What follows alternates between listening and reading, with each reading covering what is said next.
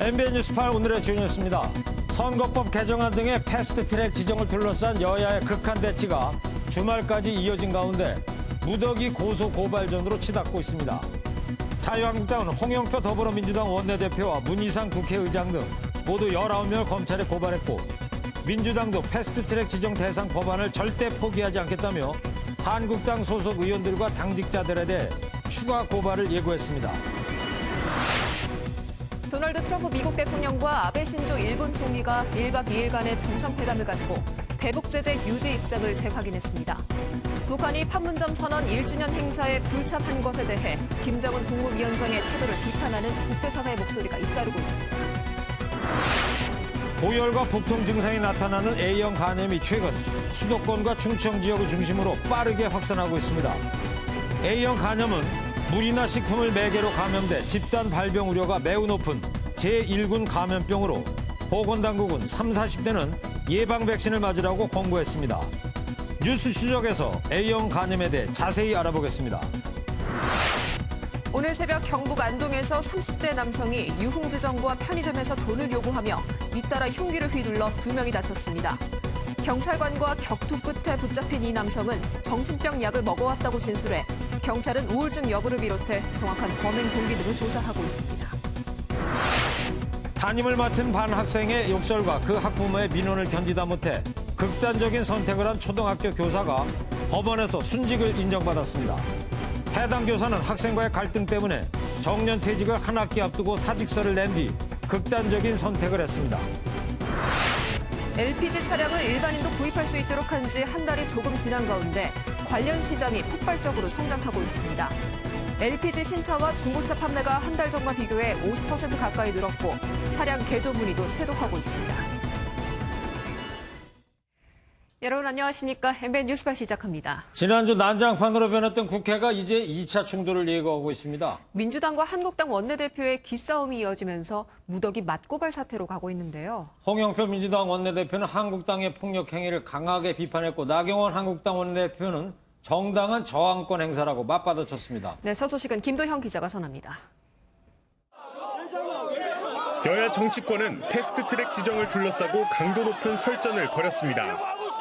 홍영표 더불어민주당 원내대표는 긴급 기자회견을 열고 패스트트랙을 반드시 추진하겠다며 한국당의 폭력 행위를 강도 높게 비판했습니다. 국회의원이든 보좌관이든 당직자든 예외 없이 고발하겠습니다.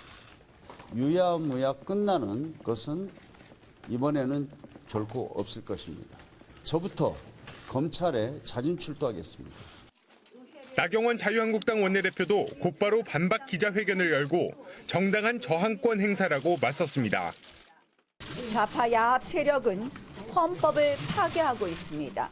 반대 투쟁은 방어권입니다. 전원이 고발된다고 하더라도 그날까지 저희의 투쟁을 멈추지 않겠다는 말씀. 한국당은 민주당 의원들을 공동 상해 혐의로 고발하는 한편 문희상 국회의장도 직권남용 혐의로 고발했습니다.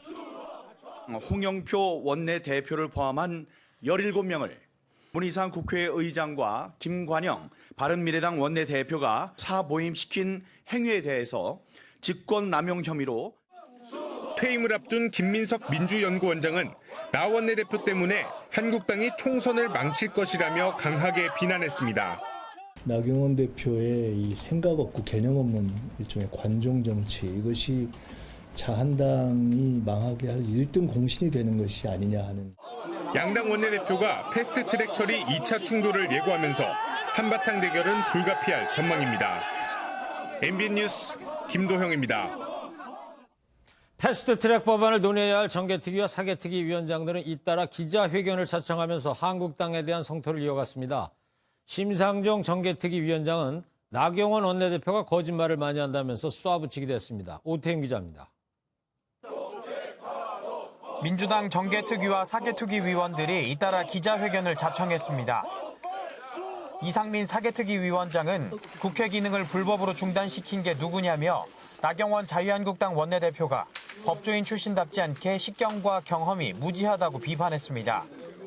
헌법을 지금 파괴한 장본인들이 헌법 파괴에 대한 불법에 대한 저항 운동을 벌이겠다라고 하는 거에 대해서 후안무치하다. 기동민 의원은 나 원내대표가 법을 잘 알아서 그런지 절대 앞에 나와서 물리력을 행사하지 않는다며 비꼬았습니다. 심상정 정개특위위원장은 나경원 원내대표가 말끝마다 거짓말을 많이 한다면서 말을 꺼냈습니다. 나 원내대표가 비례대표 증감이라는 표현을 썼는데 정확한 사실은 확대일 뿐 감소에 대해서는 합의한 적이 없다는 겁니다. 자유한국당은 이 패스트트랙을 여야 사당이 선택하는데 입이 10개라도 할 말이 없다는 점을. 또 지금은 자유당 정권 시절이 아니라면서 폭력 사태에 대해서는 엄중히 책임을 묻겠다고 밝혔습니다. 사개특위와 정개특위가 더 이상 늦출 수 없다고 한국당을 압박하면서 결단의 시기가 점점 다가오고 있습니다. MBN 뉴스 오태윤입니다. 네, 국회는 패스트트랙이라는 호랑이에 올라탄 채 무한질주하고 있는 기호지세 형국이고 이를 바라보는 국민은 앙앙불락하고 있습니다. 자, 지금 국회에서 여야는 어떤 대치 상황을 펼치고 있을지 궁금한데요. 주말 추가 충돌은 없었지만 폭풍 전야겠죠. 국회에 나가 있는 박유영 기자 연결해 보겠습니다. 박 기자, 지금 나간 데가 어디예요? 네, 여기 국회 로텐도어 앞에 나와 있습니다. 네, 뭐 주변에 국회의원이나 보좌관은 없지만 어디선가 다들 비상대기하고 있는 겁니까? 그렇습니다. 우선 민주당 의원들은 제 뒤에 계단으로 올라가서 있는 3층 본회의장 맞은편에 있는 예결위 회의장에 모여 있습니다. 토요일 오전, 오후, 일요일 오전, 오후 이렇게 4계조로 나눠서 30-40명씩 대기하고 있는데요. 한국당 역시 30-40명씩 조를 짜서 정개특위 회의장인 445호, 또 사개특위 회의장인 220호를 24시간 사수하고 있습니다. 기습적으로 회의가 열리는 걸 막기 위해서인데요. 비교적 평온했던 어제에 비해 오늘은 긴급 기자회견이 매 시간마다 거의 릴레이로 열릴 정도로 전초전이 진행됐습니다. 네, 여야 사당이 주말 동안 시간을 더 끌지는 않는다고 그랬는데 그러면 뭐 오늘 중에라도 내일이라도 패스트트랙이 처리가 될 것처럼 보입니까? 어때요? 네, 오늘보다는 내일이 더 가능성이 높은데요. 조금 전에 심상정 정개특위 위원장은 주말만이라도 난장판 모습을 보여드리지 않으려고 안 열었다면서 언제라도 즉시 개회할 수 있다고 말했습니다. 사실 주말 동안 시간을 둔 건 바른미래당 내부 상황을 지켜보기 위해서입니다. 유승민 바른미래당 의원의 오늘 기자회견 내용 들어보시죠.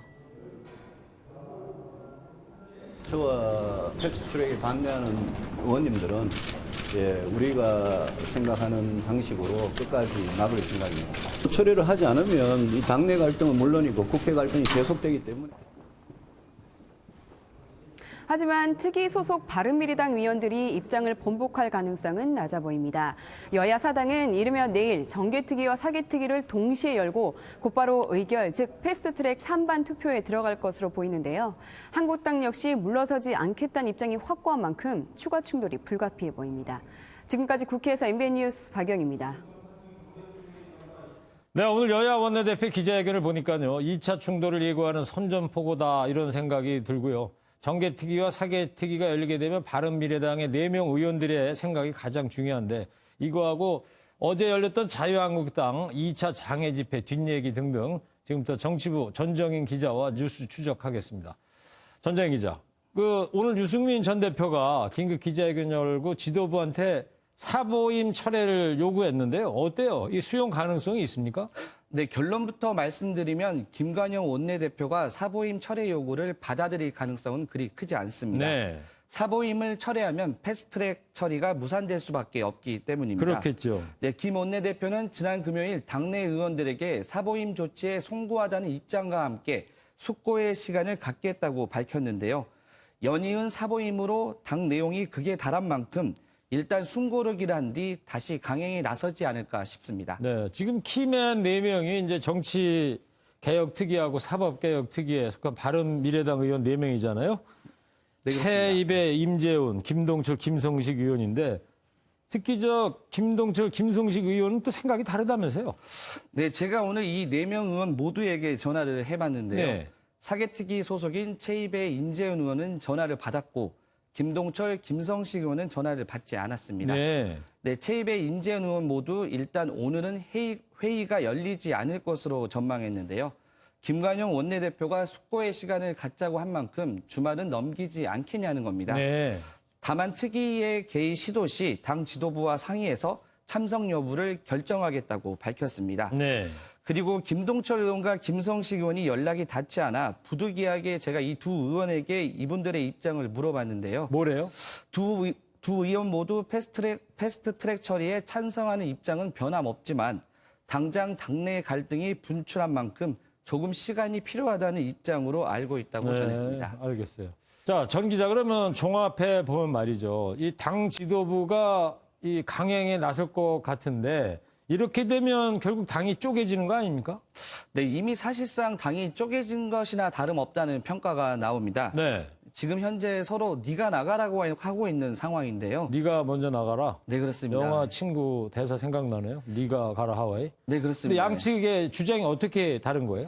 네, 패스트트랙 추진을 반대하는 바른정당계 의원들은 지도부 총사퇴를 요구하고 있고 예. 손학규 대표의 측근으로 분류되는 이찬열 의원은 유승민 의원은 꼭두각시를 데리고 자유한국당으로 돌아가라고 직격탄을 날리기도 했습니다. 네, 그리고 이 과정에서 눈에 띄는 점은 바른미래당의 공동 창업주라고 할 수 있는 유승민 안철수계가 뜻을 함께 하고 있다는 것인데요. 예. 실제로 유 전 대표는 초심으로 돌아가 안 전 대표와 당을 살리는 길을 찾겠다고 밝혀 현 지도부와 유승민 안철수계의 새 대결이 본격화될 것으로 보입니다. 네. 자, 패스트 트랙과 둘러싼 이야기 해봤고요. 그리고 자, 이제 어제 열렸던 그 자유한국당 2차 장애 집회 뒷얘기를 좀 해보려고 그러는데 네. MBC 앵커했던 배현진 씨 네, 배현진 발언이 대변인, 네. 화제가 오늘 됐어요. 네, 그렇습니다. 먼저 배현진 전 대변인의 발언을 직접 들어보겠습니다. 네. 국민의 반을 개돼지로 몰며 이곳에 나와 있는 여러분과 저 모두를 한심한 사람으로 보는 이런 정권은 우리를 대표할 수 없습니다. 네, 자신을 일하느라 시집 못 간 37살 청년이라고 소개한 배 전 대변인은 다니던 MBC에서 쫓겨났다고 주장하며 현 정부에 대한 불만을 쏟아냈습니다. 네. 배 전 대변인의 발언이 끝나고 한성교 사무총장의 발언이 논란이 되기도 했는데요. 직접 들어보겠습니다. 우리 배현진, 예쁜 우리 배현진을 민주추사로 만들었습니다. 우리 목소리를 모두 앞에서 우리 문재인 독재 정권 타도를 외칩시다. 어제는 이제 2차 집회를 했던 건데 어떻습니까? 안팎의 평가가? 네, 일단 한국당 내부는 최근 강경투쟁으로 웰빙 정당 이미지를 상당 부분 벗는 데 성공하고 야성을 찾았다고 자평하고 있습니다. 네. 특히 고질적인 문제였던 비박과 친박 갈등이 강도 높은 대여 투쟁으로 많이 사라지고 당내 결속력이 강화됐다는 분석인데요. 민주당 쪽은 뭐래요? 네, 민주당은 한국당이 장외 집회에서 철진한 색깔론을 펴고 있다며 강력 비난했습니다. 네. 특히 이해찬 대표는 얼마 전 장외 투쟁 해봐서 아는데 오래 못 간다며 따끔한 충고를 하기도 했습니다. 그래요. 그리고 장애 집회 끝나고 말이죠. 광화문이 뭐 쓰레기로 몸살을 앓았다고 그러더라고요.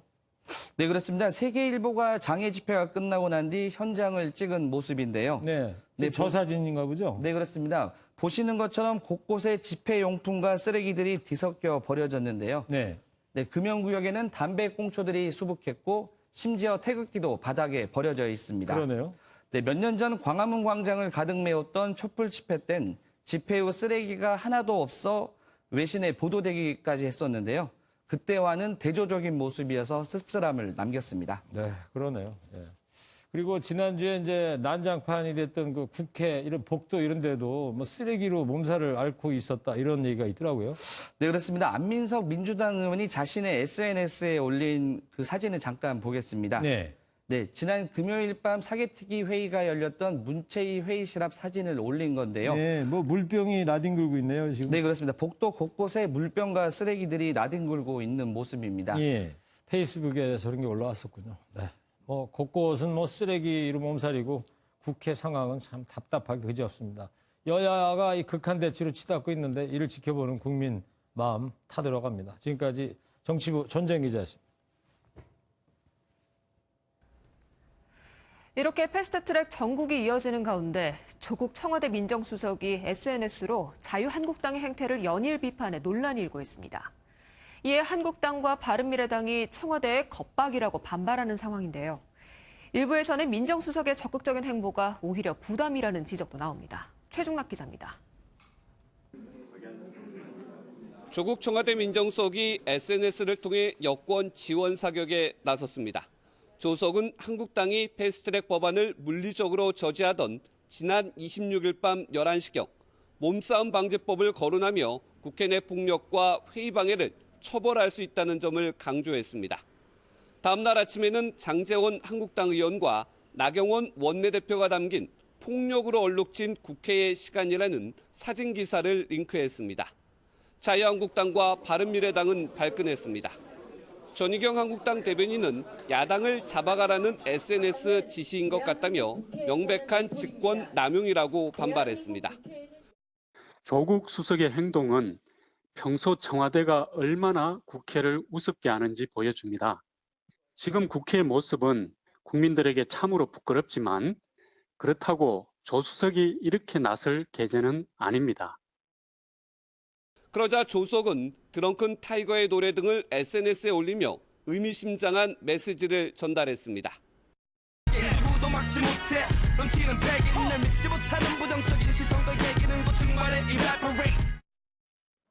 하지만 이런 행보에 대해 여당인 민주당 내에서 청와대의 공식 입장 대신 민정수석이 SNS를 통해 한국당을 자극하는 것은 부적절하다는 지적도 나옵니다. 이처럼 조국 민정수석이 현실 정치에 개입하는 모습을 보이면서 본인의 적극 부인에도 불구하고 내년 총선에서 부산 출마설은 끊이지 않는 모습입니다. MBN 뉴스 최중락입니다. 네, 경북 안동에서 30대 남성이 편의점과 주점에서 잇따라 흉기를 휘둘러 2명이 다쳤습니다.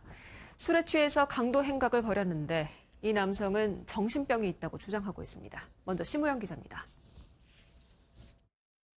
비틀거리며 걷던 30대 남성이 편의점으로 들어가고 남성 손님이 놀란 듯 뛰쳐나옵니다. 잠시 후 30대 남성이 흉기를 들고 뛰쳐나오자 곧바로 50대 업주가 플라스틱 통을 들고 따라뜁니다. 업주의 비명을 들은 한 남성이 붙잡으려다 놓치고 업주와 20대 남성이 함께 추격전에 나섭니다. 화장실에 튀어 들어갔는데 내 방을 들어온 거예요. 도망을 못 치니까 이미 순경이 따라왔어요. 요만하대. 오늘 새벽 1시 20분쯤 경북 안동 시내 한 편의점에 30대 강도가 침입해 업주의 목을 흉기로 찌르고 달아났습니다. 이에 앞서 가해 남성은 편의점에서 불과 100m 떨어진 이곳 주점에서 술값 13만 원을 요구하는 여성 업주를 위협한 뒤 폭행했습니다. 나무젓가락 그걸 갖다 목에 댔는 거야. 밀고 당기고 저거 하고 아줌마 조금 다치고 얼굴에 조금 다치고. 크게 다친 사람은 없었는데 가해 남성은 우울증으로 약을 복용하고 있다고 진술했습니다. 경찰은 가해 남성에 대해 구속영장을 신청할 방침입니다. MBN 뉴스 심우영입니다. 그런가 하면 30명이 머물던 부산 고시원에서 원인을 알 수 없는 불이 나서 하마터면 정말 큰일 날 뻔했습니다. 그리고 시내버스와 마을버스가 부딪혀서 29명이 다치는 등 사고가 잇따랐다고 합니다. 윤기란 기자입니다.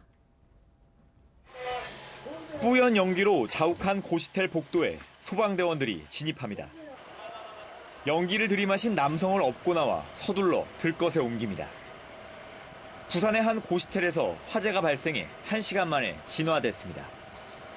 당시 안에는 30명이 있었는데 이 중 1명이 연기를 마셔 병원으로 옮겨졌고 나머지는 대피했습니다. 3, 4층인데 나중에 감시할 거거든요. 감시해야 됩니다. 시내버스 안에 한 남성이 쓰러져 있습니다.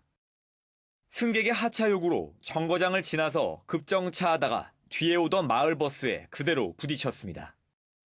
이 사고로 양쪽 버스 승객 29명이 목과 다리를 다쳤지만 다행히 큰 부상은 없었습니다. 시내버스가 지나가니까 마을버스도 같이 간 거예요. 갑자기 이제 손님 내린다고 멈춰버리니까 미처 섰을 틈이 없었다. 빠르게 도망치는 중국 어선에 해경이 올라탑니다. 연평도 인근에서 우리 해역을 침범해 불법 조업을 한 중국 어선입니다. 사실 개방 중에 있어. 해경은 영해와 접속수역법 위반 혐의로 중국 어선 3척을 납포하고 불법 조업 경위를 조사하고 있습니다. MBN 뉴스 윤기란입니다.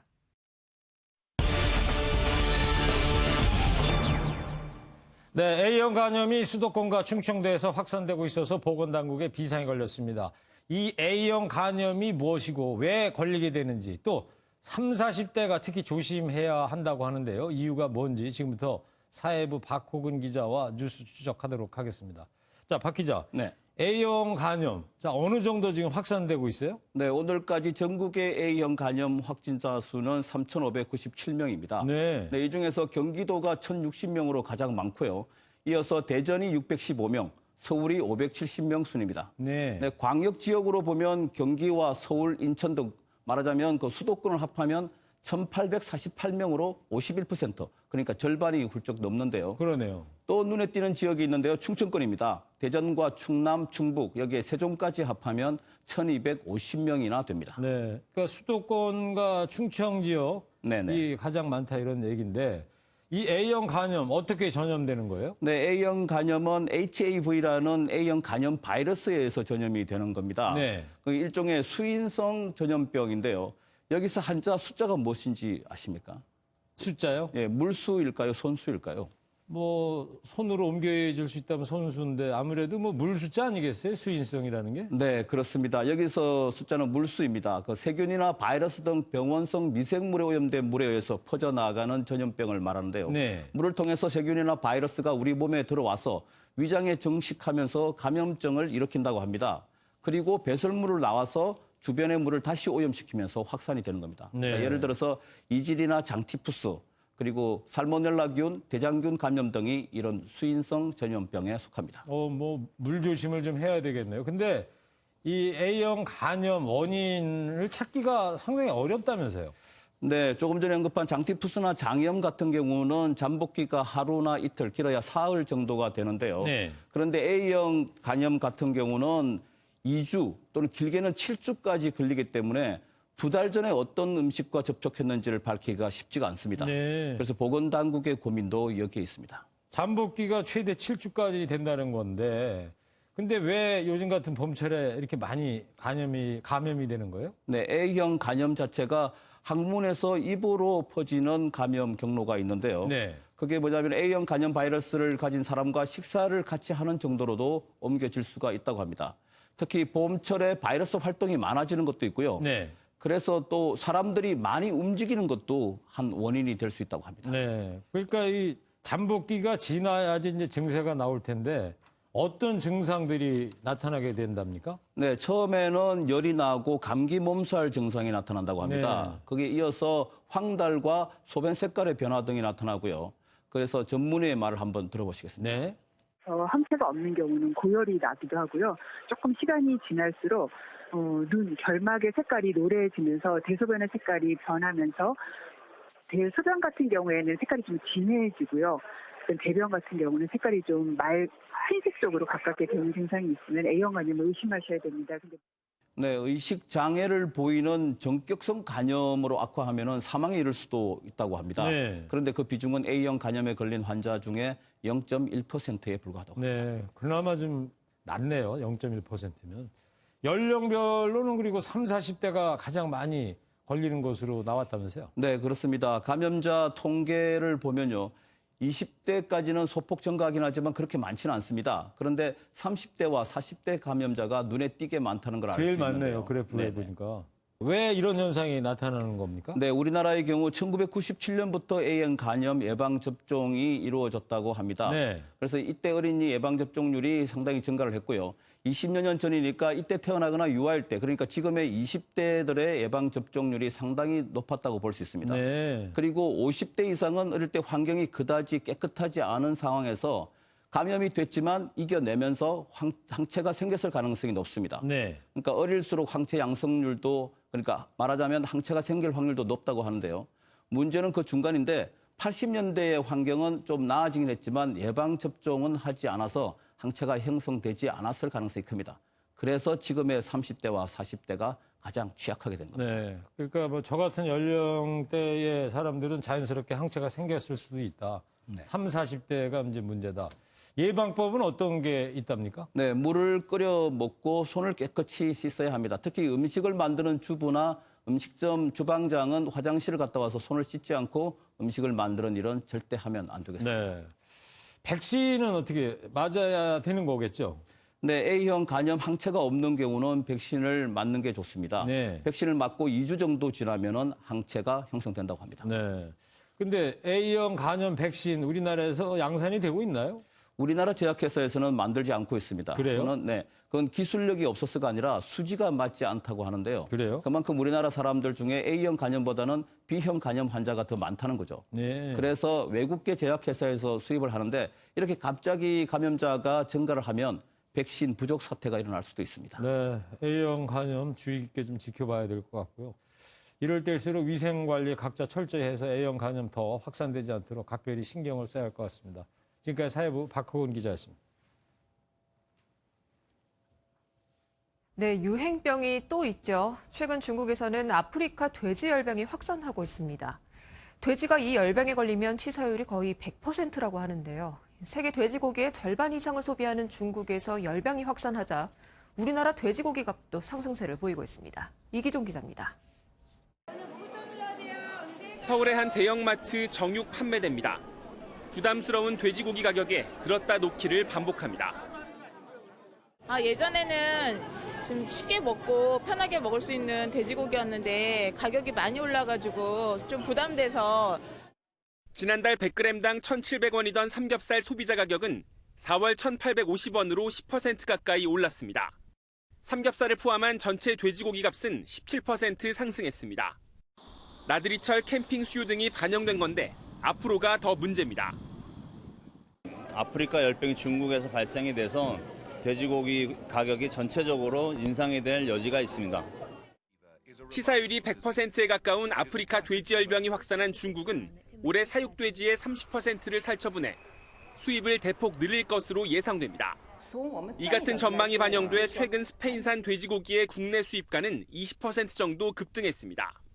수입 돼지고기가 국내 유통량의 3분의 1에 달하는 상황이어서 업계에서는 대형 수입업체들의 재고가 떨어지는 보름쯤 후부터 돼지고기 가격 상승이 본격화할 것으로 보고 있습니다. MBN 뉴스 이기종입니다. 관광버스 업계는 요즘처럼 날씨가 좋은 봄철과 가을철이 대목인데 반대로 보면 버스기사분들이 쉴 틈 없이 일하는 때라는 얘기가 또 되겠지요. 19일 동안 쉬는 날 없이 일하다가 쓰러져 사망한 버스기사에게 업무상재해로 봐야 한다는 대법원의 판결이 나왔습니다. 전남주 기자입니다. 관광버스가 모여있는 서울의 한 주차장입니다. 관광버스 업계의 성수기인 요즘, 기사들은 연속 근무와 장시간 노동이 기본입니다.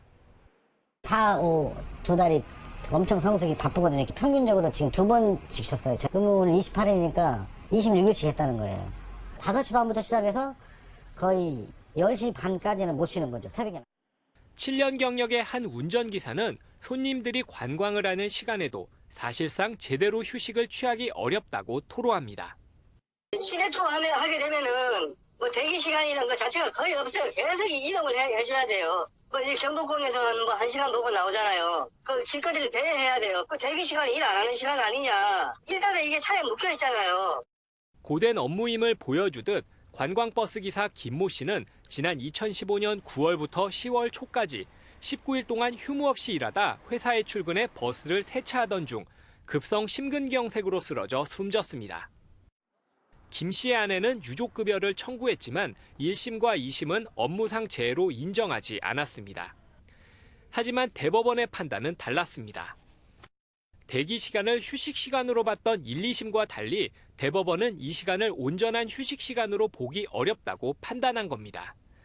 대법원은 휴게실이 아닌 차량에서 대기하는 시간은 휴식 시간으로 볼 수 없다며 이 사건을 고등법원으로 돌려보냈습니다. MBN 뉴스 전남주입니다. 서울 강남의 유명 클럽 아레나의 실소유주 강모 씨가 인권위에 진정서를 냈습니다.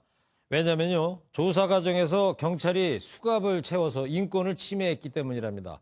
경찰은 인권위의 판단을 지켜보고 관계자에 대한 징계를 결정할 방침인데 수갑 사용에 대한 시민 의견은 엇갈립니다. 강세현 기자입니다. 강남 유명 클럽 아레나를 운영하며 수백억 원대의 탈세를 한 혐의로 구속된 강모 씨가 국가인권위원회에 진정을 냈습니다. 지난해 12월 경찰 조사를 받던 중 A경위가 긴급 체포를 하고 수갑을 채운 채 조사를 진행한 게 인권 침해라는 겁니다. 강 씨 측은 강력 사건이 아닌데다 변호사와 함께 자진 출석해 도주할 위험이 적었음에도 수갑을 채웠다며 인권 침해라고 주장했습니다. 버닝썬 사건의 최초 폭로자인 김상교 씨 측도 경찰이 수갑을 채웠다고 인권위에 진정을 넣은 뒤 인권 침해라는 인권위의 판단을 받기도 했습니다.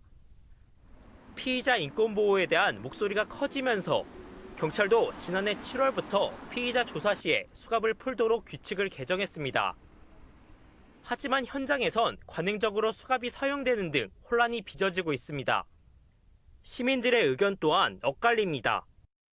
도주 우려가 있거나 혹시 아니면 다른 큰 사건을 일으킬 수 있기 때문에 수갑 사용은 옳다고 생각합니다. 수갑을 사용했을 때 그분이 상해를 입을 수가 있기 때문에 무조건 수갑을 사용하는 게 옳지는 않지 않은 방법인가 생각합니다. 논란을 줄이기 위해서라도 보다 세밀한 수갑 사용 기준이 필요하다는 지적이 나오고 있습니다. MBN 뉴스 강세현입니다. 법원의 판례 기사 하나 소개해드리겠습니다. 참 마음 아픈 얘기인데요. 한 초등학교 선생님이 극단적인 선택을 했습니다. 담임 반 학생의 욕설과 학부모의 민원을 견디지 못한 건데 법원은 학생 지도 과정에서의 우울증이 원인이라면서 순직을 인정했습니다. 유호정 기자의 보도 보시면서 고인이 된 이 선생님의 심경 다 함께 헤아려 봤으면 합니다. 지난 2016년 초등학교 교사 A씨는 담임을 맡았던 4학년 학생이 자신에게 욕설을 하고 반성문을 내고도 태도가 나아지지 않자 욕을 했습니다. 해당 학부모의 항의로 A씨는 반 학생들 앞에서 공개 사과를 했지만 학부모는 제대로 사과하지 않았다며 5달 동안 계속해서 민원을 넣었고 이 과정에서 학생의 아버지는 A씨를 때리려 하기도 했습니다. 계속된 부모의 민원으로 힘들어하던 A씨는 정년퇴직을 한 학기 앞둔 지난 2017년 사직서를 내고는 스스로 목숨을 끊었습니다. 이에 유족은 A씨의 스트레스가 우울증으로 이어졌다며 공무상 사망을 인정해달라고 소송을 냈고 법원은 유족의 손을 들어줬습니다. 재판부는 정년퇴직 직전 사직서를 내는 등 통산적인 교사라면 하지 않았을 행동을 한 만큼 견디기 힘들 정도의 고통을 받은 것으로 보인다고 판단했습니다. 자살 사건의 경우에도 공무상 생긴 스트레스라는 점, 그러한 점으로 인하여 사망 당시 정상적인 행위 선택 능력을 이미 잃은 상태였다는 점을 입증한다면 재판부는 또 A씨가 사망 전 병원에서 우울증을 진단받은 적이 없더라도 정신적인 문제를 확인할 정황이 있다면 순직으로 볼 수 있다고도 설명했습니다. MBN 뉴스 유호정입니다. 세계 각국 정상들의 연봉 순위가 공개됐습니다. 제일 많이 받는 사람은 싱가포르 리센룽 총리로 18억 원이고요. 트럼프 미국 대통령은 세계에서 4번째로 4억 6천만 원 정도를 받는데 전액 기부를 하고 있다고 하네요. 자, 그렇다면 우리나라 문재인 대통령의 순위는 어디에 있을까요? 구경호 기자가 전합니다. 지난해 11월 주요 20개국 G20 정상회의에 참석한 각국 정상들의 모습입니다. 쟁쟁한 국가 정상들이지만 최고 연봉을 받는 정상은 이 자리에 없었습니다. 주인공은 중소강국인 싱가포르의 리센룽 총리였습니다. 연봉이 161만 달러, 우리 돈 18억 원에 이른다고 미 일간 USA 투데이가 국제통화기금 등의 자료를 종합해 보도했습니다. 싱가포르는 공무원들이 부정과 비리에 말려들지 않도록 최고 생활을 누릴 수 있는 연봉을 지급하는 것으로 알려져 있습니다. 2위와 3위는 각각 6억과 5억 원대를 받는 캐리람 홍콩 행정수반과 윌리 마우러 스위스 대통령이었습니다. 국력과 경제력 등에서 세계 최고를 자부하는 미국의 도널드 트럼프 대통령은 4위로 집계됐는데 연봉은 4억 원대였습니다.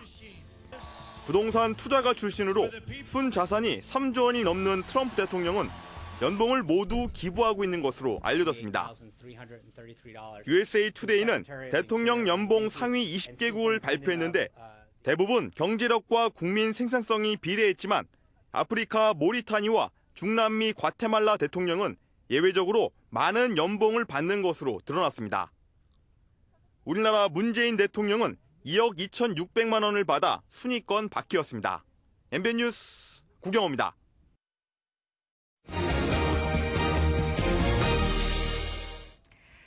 네, 저희 뒤로요, 백령도에 서식하는 전박이 물범을 보실 수 있습니다. 네, 근데 바위가 비좁아가지고 저렇게 싸움하고 있네요. 그러네요.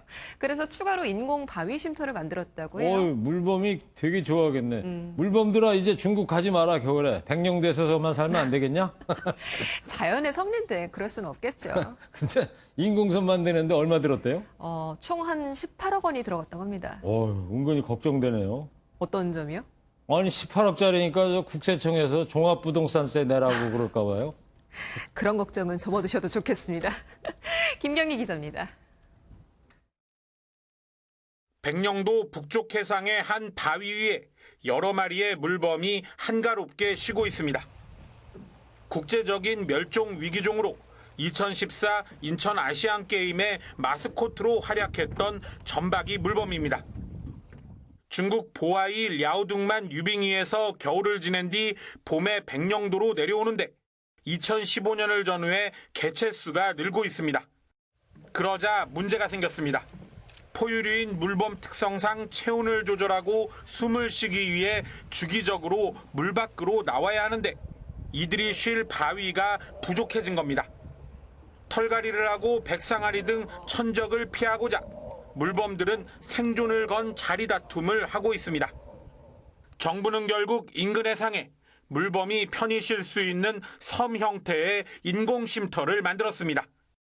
총 면적 350제곱미터, 길이 20m, 폭 17.5m 규모로 모두 18억 원이 들었습니다. 물범 바위가 좀 개체수에 비해서 조금 많이 비좁기 때문에 좀 공간 경쟁이 일어나서 인공 휴식지도 이제 필요하다고 생각돼요. 조심성이 많아 아직은 인공 쉼터에서 쉬는 물범이 많지는 않지만 백령도를 찾는 물범이 늘어나면 이용객도 많아질 것으로 정부는 기대하고 있습니다. MBN 뉴스 김경희입니다. 트럼프 미국 대통령과 아베 신조 일본 총리가 골프 회동을 하면서 대북 제재 문제를 논의했습니다. 그리고 어제 판문점 선언 1주년 행사에 불참한 김정은 위원장을 향해서 비판하는 목소리가 나오고 있습니다. 김근희 기자입니다. 미국 버지니아에 있는 트럼프 대통령 소유의 골프클럽. 붉은색 옷차림의 트럼프 대통령 뒤를 따라 아베 총리가 겉옷을 벗으며 차에 오릅니다. 아베 총리의 방미 일정 중 하나로 두 사람이 함께 골프를 친 것은 이번이 네 번째입니다. 두 사람은 골프 회동을 마치고 나서 북한의 완전한 비핵화 전까지 대북 제재를 유지해야 한다는 입장을 재확인했습니다. This morning we played a very fast round of golf. We had a meeting afterwards, and it looks like it's doing well. Our trade deal, our relationship, our military ties. 이런 가운데 북한이 판문점 선언 1주년 행사에 불참한 것을 놓고 논란이 커지고 있습니다. 카터 영국 리즈대 교수는 북한이 감사는 못할 망정 화장실 휴지처럼 치워버렸다며 남한의 선의는 수도꼭지처럼 틀기만 하면 나오는 것이 아니다라고 지적했습니다.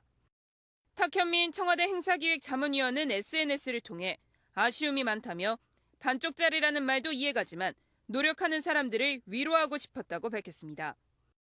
하지만 북한 선전 매체인 우리민족끼리는 오는 8월 예정된 한미연합훈련은 남북관계 파국의 불씨가 될 것이라며 비판을 이어갔습니다. MBN 뉴스 김근희입니다. 최근 LPG 차량 판매가 늘었다고 합니다. 그동안 택시 같은 수송용 차량에만 LPG가 허용됐었는데요. 정부가 한 달 전에 미세먼지 저감 조치 차원에서 일반인들도 LPG 차량 구입과 개조도 가능하게 했기 때문입니다. 최근 오르고 있는 휘발유 값도 영향을 줬다는 분석이 나오네요. 윤지원 기자입니다. 국내 한 LPG 차량 개조업체. 차량에 LPG 탱크를 추가해 휘발유와 함께 LPG를 연료로 쓸 수 있도록 하는 작업이 한창입니다. 지난달 26일부터 LPG 차량 규제 완화로 최근 개조 문의가 크게 늘었습니다. 과거보다 한 4-5배 정도 튜닝 문의가 늘었고요. 기존에 있던 휘발유 차를 또 LPG로 튜닝할 수 있는 기술이 있어서 또 그 부분에서 굉장히 매력을 느끼시는 것 같아요. 개조에 250에서 350만 원가량의 비용이 들지만 연료비가 싸다는 점이 매력 요인으로 작용합니다. 저는 오로지 연비 줄이는 목적으로 경제적으로 타기 위해서 했는데 최근에 이제 환경이라든지 이런 거, 그다음에 LPG 누구나 탈 수 있는 걸로 바뀌면서 높은 관심과 함께 현재 200만 대 수준인 LPG 차량은 2030년 300만 대까지 늘 것으로 예상됩니다. 실제 한 완성차 업체의 LPG 차량 판매는 지난달 50% 가까이 늘었고 중고차 판매량 역시 20%가량 증가했습니다. LPG 차량의 쾌속 질주가 이어질지 관심입니다. MBN 뉴스 윤지원입니다. 하늘에 구름이 가득한 휴일이었습니다. 지금 제주도에는 비가 오는 곳이 있는데요. 비는 오늘 밤 남해안으로 확대되겠고요. 내일 아침에는 남부지방에, 낮에는 충청에도 비가 내리겠습니다. 충청과 전북에 내리는 비는 내일 밤 대부분 그치겠고요. 전남과 영남, 제주도는 모레 오전까지 이어지겠습니다. 그 사이 예상되는 비의 양은 제주도와 남해안에 10에서 40mm, 그 밖에 남부지방에 5에서 20mm, 충청과 경북 북부는 5mm 안팎이 되겠습니다. 현재 전국에 구름이 가득 껴있고 제주도에는 비가 내리고 있습니다. 내일 서울을 포함한 수도권은 비 소식 없이 구름만 많이 끼겠고요. 한낮에 서울이 20도로 오늘과 비슷하겠습니다. 남부지방 비가 내리면서 낮 기온이 주춤하겠습니다. 한낮에 광주와 대구가 15도로 서늘하겠습니다. 동해안 지방 너울로 인해 물결이 높게 일겠습니다. 해안가 안전사고에 유의하셔야겠습니다. 화요일에는 서울의 낮 기온이 24도까지 오르면서 무척 따뜻하겠고요. 수요일에는 중부지방에 비가 내리겠습니다. 날씨였습니다.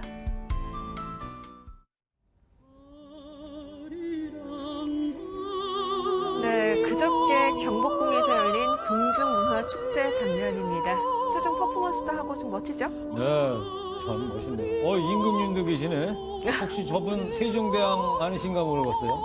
세종대왕이라 치고요. 네. 혹시 이 패스트트랙으로 난장판 국회 된 걸 보시면은 어떤 말씀을 하실까요? 글쎄요. 나란 말씀이 여야가 달라 서로 삼았디 아니할세.